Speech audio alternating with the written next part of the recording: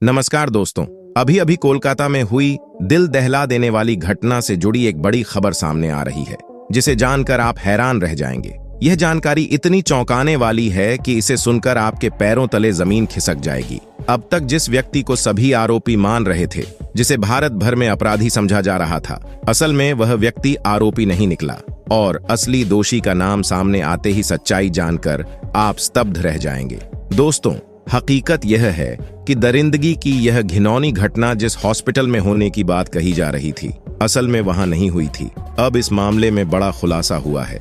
दरअसल जिस वीडियो को अब तक दिखाया जा रहा था वह असलियत से बहुत दूर है, लेकिन जो वीडियो मैं आपको आगे दिखाऊंगा उसमें सब कुछ साफ साफ दिखाई देगा। इस वीडियो में हकीकत सामने आएगी कि डॉक्टर बिटिया के साथ दरिंदगी हॉस्पिटल में नहीं बल्कि कहीं और हुई थी। उस काली रात डॉक्टर बिटिया के साथ जो कुछ हुआ उसे देखकर और सुनकर भगवान ने भी शायद सोचा होगा कि आखिर उसने कैसे ऐसे दरिंदों को बना दिया जो अपनी वासना की प्यास बुझाने के लिए एक बेटी की जिंदगी को बर्बाद करने पर उतारू हो गए। यह घटना इंसानियत को शर्मसार करने वाली है और यह देखकर हर किसी का दिल दहल जाएगा। आगे इस मामले में और भी चौंकाने वाले खुलासे होंगे जो इस हृदय विदारक घटना को एक नए मोड़ पर लेकर जाएंगे। इस घटना को का परिवार जीवन भर नहीं भूल सकता। साथियों, आपको बता दें कि अगर आप यह सोच रहे हैं कि डॉक्टर बिटिया का कातिल केवल संजय रॉय है तो आप पूरी तरह से गलत हैं। अब इस मामले में बड़े खुलासे हो चुके हैं और सच सामने आने लगा है। आज हम आपको उन सबूतों के साथ वह सच्चाई बताएंगे जिसे आपने अभी तक ना सुना होगा न सोचा होगा। ये सच्चाई इतनी चौंकाने वाली है कि इसे जानने के बाद आपके होश उड़ जाएंगे और आप यह सोचने पर मजबूर हो जाएंगे कि आखिर यह इतना बड़ा खेल कैसे रचा गया। हम इस पूरे मामले की तह तक जाएंगे और आपको विस्तार से बताएंगे कि उस रात वास्तव में क्या हुआ था। लेकिन उससे पहले अगर आप भी चाहते हैं कि डॉक्टर बिटिया को इंसाफ मिले तो कमेंट में वी वांट जस्टिस या डॉक्टर लेडी जरूर लिखें। यदि आप अंग्रेजी में नहीं लिख सकते तो हिंदी में लिखें, डॉक्टर बिटिया को जल्द से जल्द न्याय मिले, क्योंकि ऐसा ही मामला एक बार पहले भी हुआ था जहां पीड़िता को 5 साल तक इंसाफ के लिए दर दर भटकना पड़ा था और तब कहीं जाकर न्याय मिला। बहुत से केस ऐसे होते हैं जिन्हें दबा दिया जाता है फाइलों के नीचे, ताकतवर लोगों के पीछे, लेकिन यह मामला दबना नहीं चाहिए और इसके लिए आपकी आवाज उठनी जरूरी है। आइए अब आपको बताते हैं उस रात की सच्चाई जिसे सुनकर आप हैरान रह जाएंगे। साथियों, अब तक सभी को यही लग रहा था कि डॉक्टर बिटिया के कातिल सिर्फ संजय रॉय हैं और उसी ने सेमिनार हॉल में जाकर यह घिनौनी वारदात अंजाम दी।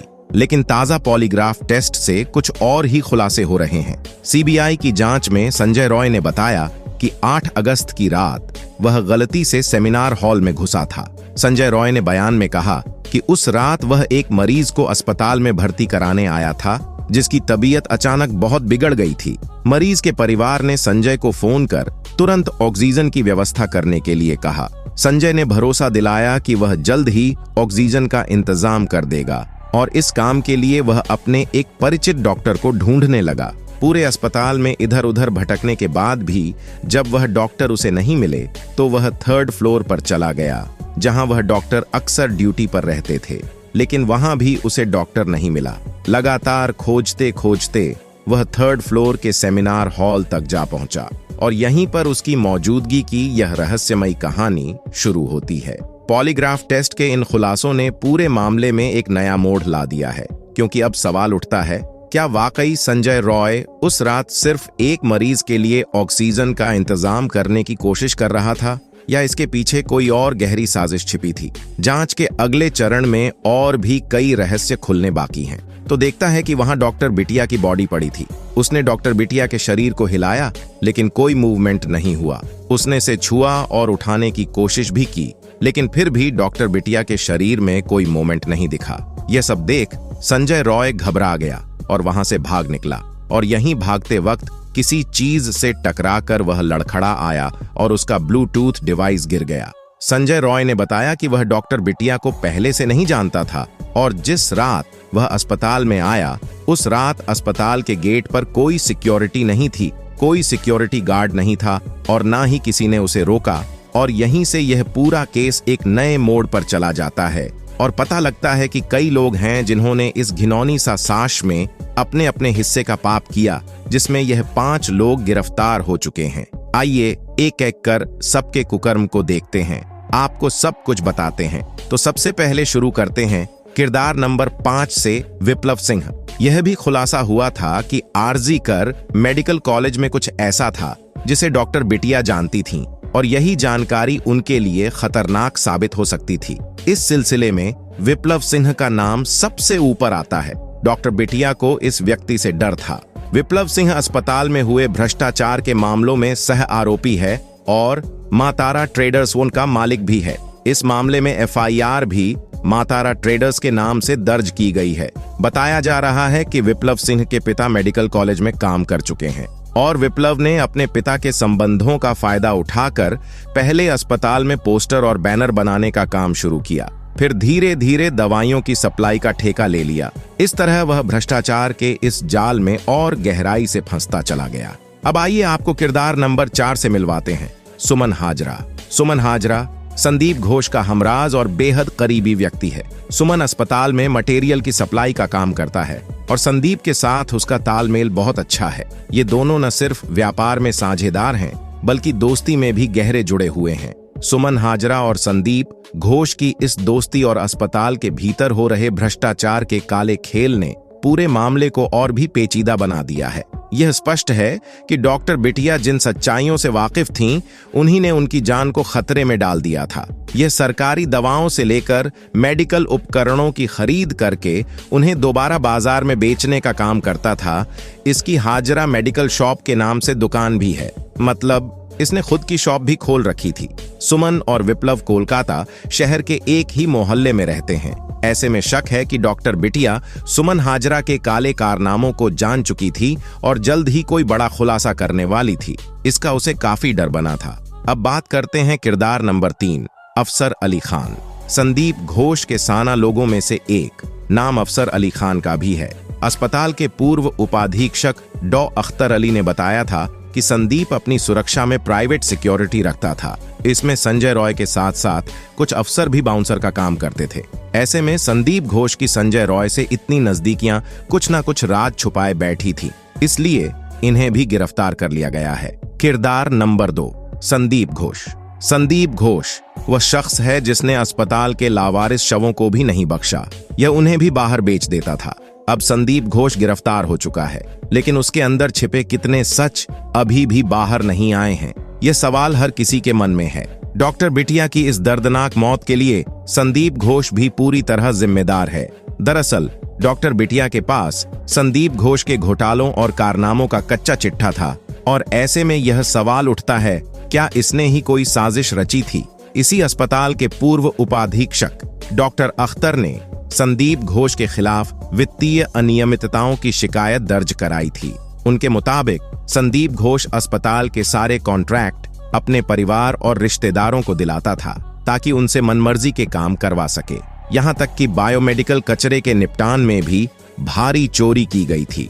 घोष के कारनामों से नाराज लोगों का गुस्सा इस कदर बढ़ गया था कि जब सीबीआई उसे अलीपुर कोर्ट में पेशी के लिए लाई तो कोलकाता के आरजी कर मेडिकल कॉलेज के पूर्व प्रिंसिपल को एक प्रदर्शनकारी ने थप्पड़ मारने की कोशिश की। प्रदर्शनकारियों ने उसे देखते ही चोर चोर के नारे लगाए और फांसी की मांग की। किरदार नंबर 1, संजय रॉय। कोलकाता के डॉक्टर रेप और मर्डर केस में संजय रॉय मुख्य आरोपी है। अब तक की जांच में यही सामने आया है कि इस खौफनाक वारदात को संजय रॉय ने अकेले ही अंजाम दिया। सीबीआई के पास उसके खिलाफ ठोस सबूत हैं जो उसके गुनाहों की चीख चीख कर गवाही दे रहे हैं। संजय रॉय के खिलाफ इतने पुख्ता प्रमाण हैं कि उसके बचने की कोई गुंजाइश नजर नहीं आती। इस पूरे केस में जहां एक तरफ संदीप घोष के घोटाले और साजिशें सामने आ रही हैं, वहीं संजय रॉय के खिलाफ सबूत उसे न्याय के कटघरे में खड़ा कर रहे हैं। अब देखना यह है कि इन दोनों दरिंदों को कब और कैसे उनके किए की सजा मिलती है। यह फिलहाल न्यायिक हिरासत में है। कोलकाता पुलिस ने इसे वारदात वाले दिन सुबह ही गिरफ्तार कर लिया था, पर अभी भी यह अलग अलग कहानियां सुना रहा है। चिंता की बात नहीं है, सीबीआई सबको ठो पीट कर सच मूंग से बाहर निकलवाना बहुत अच्छे तरीके से जानती है। प्रदर्शन कर रहे डॉक्टरों का आरोप है कि पुलिस ने रेप और मर्डर केस की जांच में शुरू से ही लापरवाही बरती है। इसके विरोध में डॉक्टरों ने पुलिस कमिश्नर गोयल की तस्वीरें हाथ में लेकर उनके इस्तीफे की मांग की। बीबी गांगुली स्ट्रीट पर रोके जाने के बाद डॉक्टरों ने पुलिस कमिश्नर का पुतला भी जलाया। धरने पर बैठे एक डॉक्टर ने न्यूज एजेंसी पीटीआई से कहा, हमें अंदाजा नहीं था कि कोलकाता पुलिस हमसे इतनी डरी हुई है कि हमें रोकने के लिए 9 फीट ऊंचा बैरिकेड लगा देगी। हमारा आंदोलन तब तक जारी रहेगा जब तक हमें लाल बाजार पहुंचकर कमिश्नर से मिलने की अनुमति नहीं मिलती।